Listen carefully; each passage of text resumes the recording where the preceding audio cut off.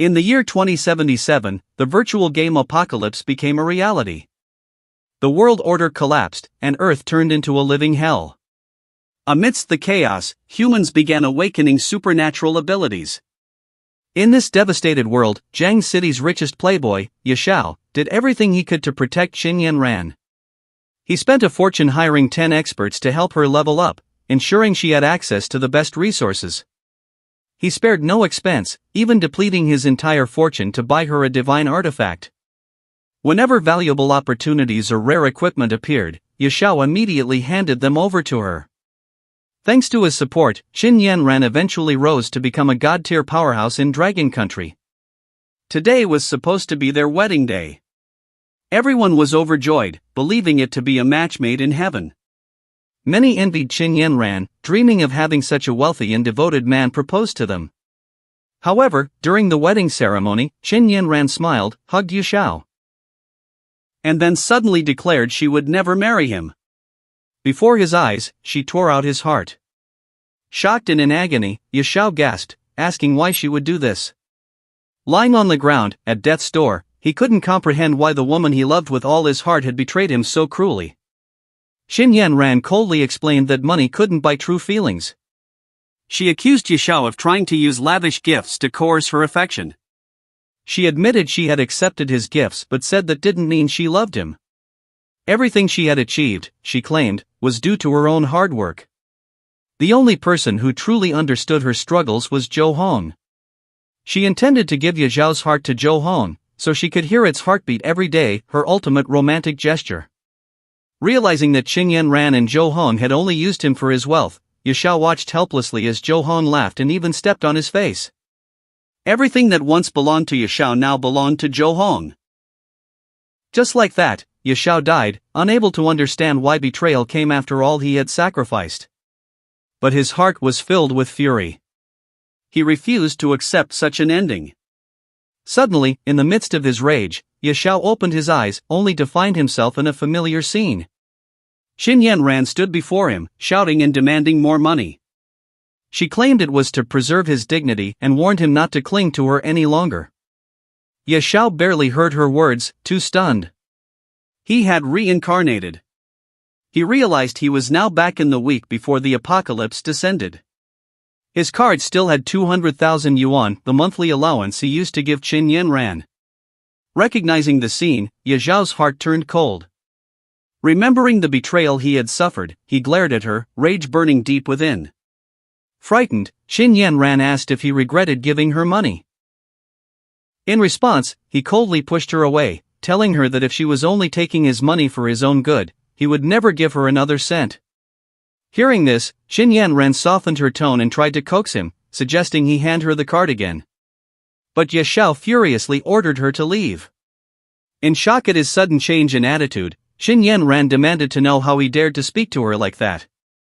She warned that he would regret it. Yashao took back the shoes he had bought for her and threw them in the trash. "If you truly never want to see me again, that would be a blessing," he said. "I have more important matters to attend to than waste time on you." At that moment, Yashao recalled that the Apocalypse beta test would begin in just 1 week. During the first 10 minutes of the test, the recharge system would briefly activate. He needed to secure enough funds before that moment. Immediately, he contacted Yang, a relative who had always wanted to buy his shares in the family corporation. Yashao shocked her by offering to sell all of his shares, but for no less than 20 billion yuan. He gave her 5 days to complete the paperwork and transfer the money. Yang readily agreed, thrilled that she would finally gain full control of Ye Corporation. Yashao warned her not to waste time and to call him once everything was ready. With his financial problem solved, Yashao focused on preparing for the Apocalypse beta. This time, he thought, I'll climb to the top alone. A week later, the Apocalypse beta launched. Yashao quickly registered and created his account. A welcome window appeared, informing him that the beta would last for 3 days, after which the public version would go live.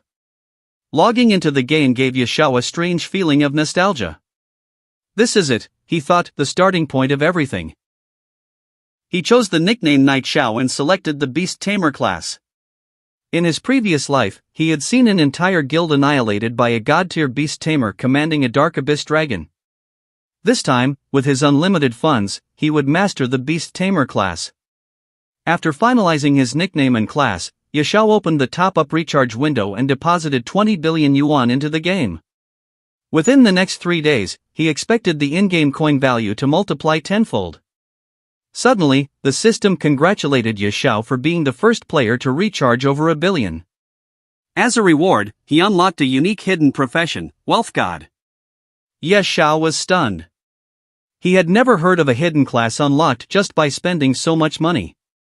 Could it really be God of Wealth? At that moment, a red frog appeared from within the system, casually smoking and speaking to him. Yashao stared in disbelief. The frog introduced itself as Ebisu, his wealth mentor, announcing that Yashao was now the 709th wealth god under its guidance. Yashao was skeptical. How could a toad possibly be a wealth mentor? Insulted, the toad snapped its fingers. Suddenly, countless system notifications flooded Yashao's screen. Innate talent, wealth rolling in, LV1 your gold increases by 1% daily. Innate talent, penny pincher, LV1 upon death, no gold coins or items will drop. Innate talent, extraordinary luck, LV1 great wealth grants great luck. Innate talent, unmatched charm, LV1 charm increases by 50 points. Innate talent, power of the wealth god, LV1 for every 1 million gold coins spent, gain +1 random attribute point, up to 100 points per day. Seeing so many innate talents at once, Yashao was astonished. No wonder it was a hidden class. Though not directly offensive, any one of these talents could generate unimaginable power and wealth. When Yashao noticed the effect of wealth rolling in, he realized that with his current 2.2 billion gold, he would earn 22 million extra gold daily. With power of the wealth god, that translated into 22 free attribute points every day. This god of wealth class is simply overpowered.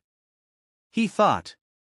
In his previous life, he had foolishly spent all his wealth on Xinyan Ran. In this life, as a true wealth god, he would show the world the real power of money. Yashao spawned into the newbie village. There weren't many players around, making it the perfect time to level up quickly. However, starting as a beast tamer was much harder than other classes in the early stages. He couldn't tame powerful beasts yet and needed a good strategy. The toad chastised him for recklessly choosing beast tamer, reminding him he didn't even start with a proper weapon. But Yashao insisted the beast tamer had the highest potential for growth if nurtured correctly. Just as he was checking his status window, he heard a commotion behind him. Turning around, he saw a group of level 5 goblin warriors rushing toward him. With no weapon, Yashao was completely at a disadvantage. The panicked toad urged him to run, and Yashao did, dashing toward the main city with the toad bouncing after him. They barely escaped defeat. Humiliated, Yashao resolved not to remain weak for long. Other players mocked him, pitying his pathetic tamer class and his ridiculous toad companion. Angered, the toad demanded he buy a beast egg in the city to tame a better creature. But Yashao refused. He didn't want just any beast, he wanted the best.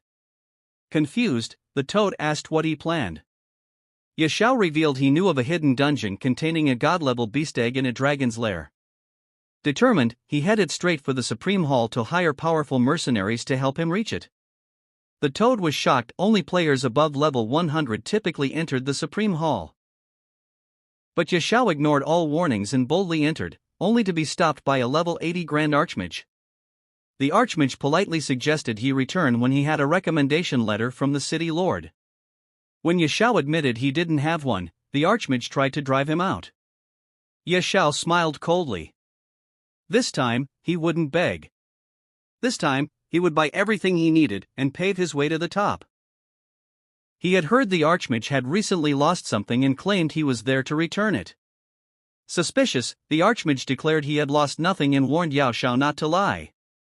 In response, Yao tossed a handful of gold coins onto the ground and told the Archmage to look carefully ****. Those **** were the lost coins.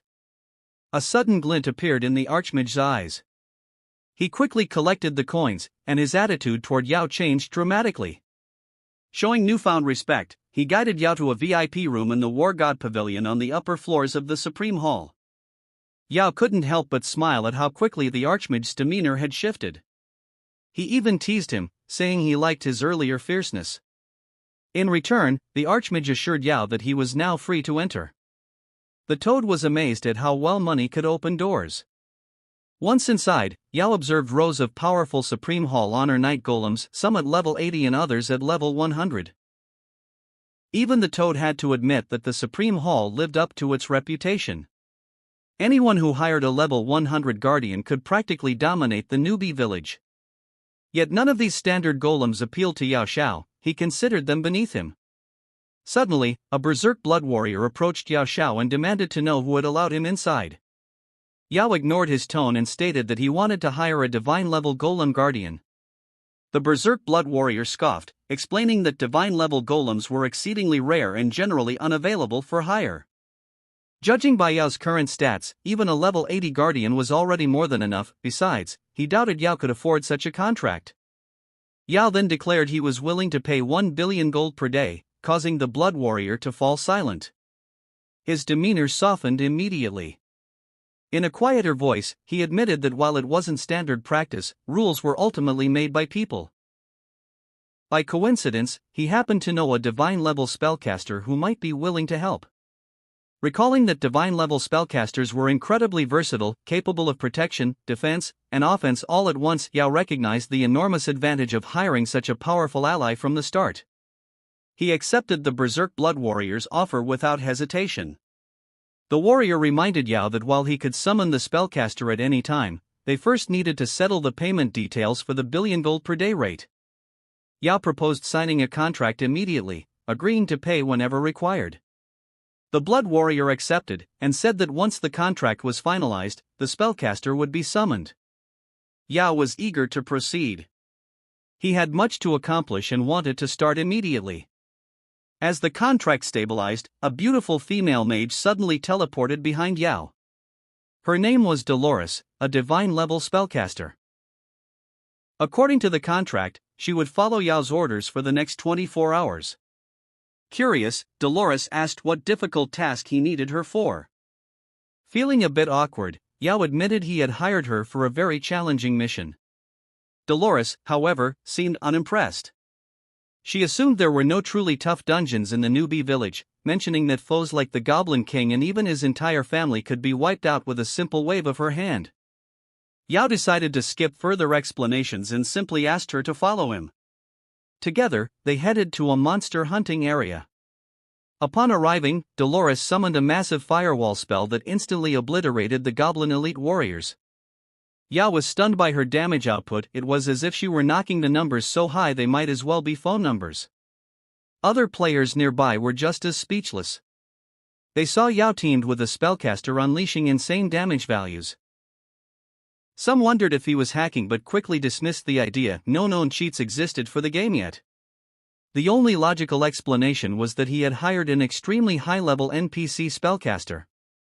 Thanks to Dolores' overwhelming firepower, Yao Xiao's level skyrocketed. He soon reached level 10, gaining 10 attribute points to allocate freely. He also became the first player in Novice Village #9527 to reach level 10, earning another 10 bonus attribute points. Even more impressively, he was the first player worldwide to hit level 10, which granted him 50 additional attribute points and the special title, Speed Ascender. The Toad was amazed at Yao's rapid progression. Most players were still below level 5, yet Yao had surged to 10 in just half a day. In response, the system broadcasted a worldwide announcement.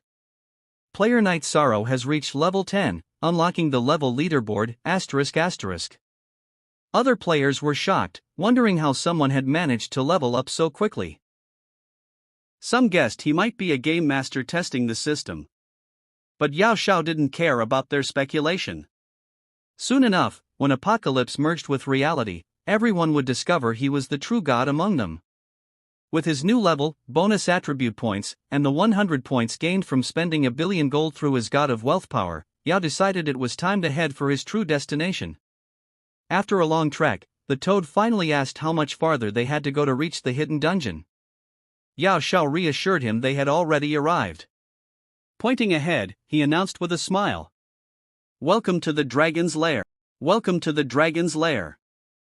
Meanwhile, in another part of the game, a player, currently only level 3, had been relentlessly hunting elite monsters from the moment he logged in. Despite his efforts, he had barely reached level 3, yet someone else had already hit level 10. Is there some exploit in the game? He wondered. He'd never heard of Night Sorrow before, but the news both intrigued and excited him. This could mean there was a powerful rival worth competing against. Back with Yao Xiao now standing before the hidden dungeon located in Novice Village number 9527, deep within Whispering Valley, at coordinates 110,254, he placed his hand on a particular stone to reveal a concealed entrance. As he and his companions entered, a system warning flashed. "This area is extremely dangerous. Leave immediately." Dolores was astonished by the overpowering aura seeping from the hidden dungeon. She couldn't believe a dragon's lair existed within a newbie village. "How did you even find this place?" she asked, both curious and wary. Yao explained that he had no intention of actually fighting the dragon at his current level. In his previous life, a level 100 berserker had accidentally triggered a hidden quest ***, explore the dragon's lair ***, and discovered the entrance in the novice village. Nobody believed him at the time, so he ventured in alone and never returned. In Yao's past life, he had bought the berserker's battle footage for a high price and learned that a rare dragon egg was hidden in this dungeon. Now he intended to claim it. Dolores and the toad Ebisu were both shocked. Dolores warned that stealing a dragon egg was often harder than slaying the dragon itself. Yao, however, insisted that someone of her caliber, a god-tier sorceress, could handle the challenge in seconds. Venturing deeper into the lair, the group soon spotted a massive dragon in deep slumber. Dolores froze. "That's a tier 5 radiant dragon," she exclaimed in disbelief. "Even a tier 3 dragon can destroy an entire guild. A tier 5, that's in another league entirely." Yao's eyes gleamed. The egg of such a powerful creature had to be incredibly valuable, and he was determined to obtain it at any cost. Dolores shook her head, refusing to fight. Even doubling her commission wouldn't change her mind. She claimed it was simply impossible. Yao clarified that he had no intention of battling the dragon. He just needed her to buy him some time while he snatched the egg. Dolores still hesitated. A tier 5 radiant dragon was beyond formidable. As she started to walk away, Yao tripled her fee on the spot. With such a massive offer, Dolores finally relented. "I can only hold off the dragon for 3 minutes at most," she warned. "Use that time wisely to grab the egg." She then cast multiple buffs on Yao, each lasting exactly 3 minutes, and told him bluntly, "The rest is up to you." Seeing this, Yao realized just how incredible and terrifying a god-tier sorceress could be. Sister Talisai, Dolores, unleashed her full power against the dragon, using ice arrows to restrict its movement and draw its rage away from Yao. With the dragon focused on her, Yao slipped behind it, hoping to steal the dragon egg undetected. He reminded Sister Tao not to let the dragon notice him, otherwise, they were done for. But Sister Tao was quickly running out of steam. She called out that she could only distract the dragon for another minute and a half, urging him to hurry. When Yao tried to lift the dragon egg, he realized it was far heavier than expected. He asked the toad Ebisu to help, but the toad clumsily knocked over some nearby armor, causing a loud crash. The dragon's eyes snapped open, enraged. Yao grabbed the egg in a panic and yelled for Sister Tao to do something. Mustering her remaining mana, she erected an ice wall to slow the dragon's advance, but it wasn't enough. The dragon roared and unleashed a Dragon King's breath. Sister Tao screamed for Yao to run. She herself fled. Seeing her also running away, Yao shouted in confusion. But she reminded him. "Our 3-minute deal is over. I'm not invincible, I can't take on a tier 5 dragon indefinitely." Together, they barely escaped the dungeon before being incinerated by the dragon's breath. Though it was a close call, Yao successfully managed to snatch the dragon egg. Outside, Sister Tao admitted that if this egg truly belonged to a tier 5 dragon, then the risk they had taken was worth it. She also reminded Yao not to forget her commission. Because of the mission, Tao Lacey's favorability toward Yao increased, now sitting at 60. Yao assured her she'd be paid promptly. He then turned his attention to contracting the beast. The toad teased Yao, hoping the egg wouldn't hatch into something bizarre, otherwise, that 300 million spent on Sister Tao would have gone to waste. Ignoring the jab, Yao placed his hand on the dragon egg. Success or failure, it all depended on this moment. It all came down to this moment. The shell cracked, revealing a small green dragon. But something was odd about its appearance. It didn't look like a radiant dragon hatchling at all, its coloration was completely wrong. Taken aback, they wondered if this meant the radiant dragon had been cheated on.